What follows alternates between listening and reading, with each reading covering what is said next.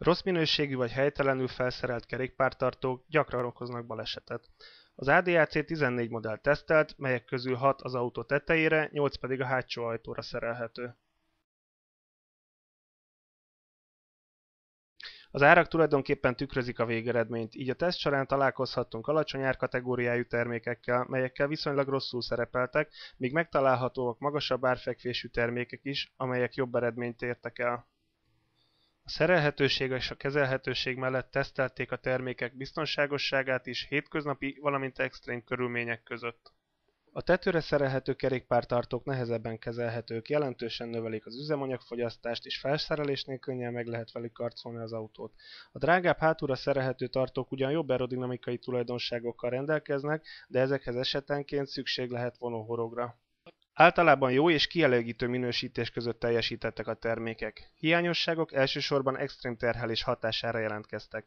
Míg minden tesztalan hibátlanul teljesített a 100 km/h sebességről történő padlófékezésnél, az oldalra kikerülésnél már nagy különbségek mutatkoztak az egyes típusok között. Az EUFA Poker típusnál egy kerékpár oldalra ledőlt, ami súlyos károkat okozott magában a kerékpártartóban is. A sofőr ezt követően ki sem tudott szállni a gépjárműből.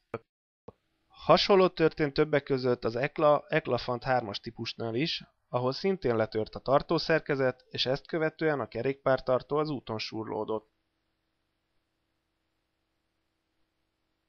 De mégis mi történik extrém esetben, frontális ütközés során? Ezt mutatják be az ADAC törés tesztberendezése segítségével végrehajtott kísérletek, melyeket 30 km/h sebességgel és 2 kerékpárral hajtottak végre. Az ütközés során a Fabri-Bicci 2000 alutípus állta legjobban a sarat az összes tartó közül. Csupán az egyik kerékpárnál szakadta el a hátsó rögzítőpánt. Azonban minden autóvezető rémálva vált valóra a Mont Blanc Discovery tesztjénél, amikor is mindkét kerékpár kioldódott és a szélvédő felett előre bukott. Mind a tartószerkezet, mind a hevederek leszakadtak.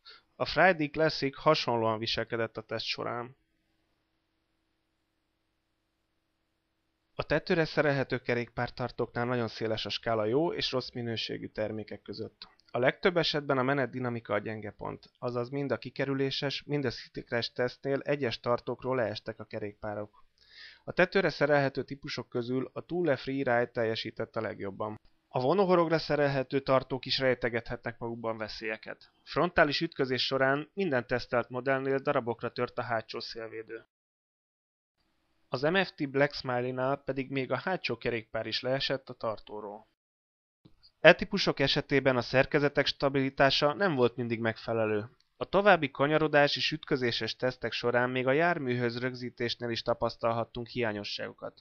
A legjobb helyen az Uebler P31 tartó végzett, szorosan mögötte következik a Thule Euroclassic G5, míg a harmadik helyre az Atera Strada Sport 3 került. Az ADAC azt üzeni a gyártóknak, hogy a jövőben olyan rendszereket építsenek, amelyek valóban tartósak és stabilak, azaz a hétköznapi használat során nem okoznak balesetet a ledőlő kerékpárokkal. Fontos arra is ügyelniük, hogy a szerkezet valóban megfelelő-e az adott járműhöz, valamint arra, hogy tényleg lehetséges-e megadott mennyiségű kerékpár szállítása.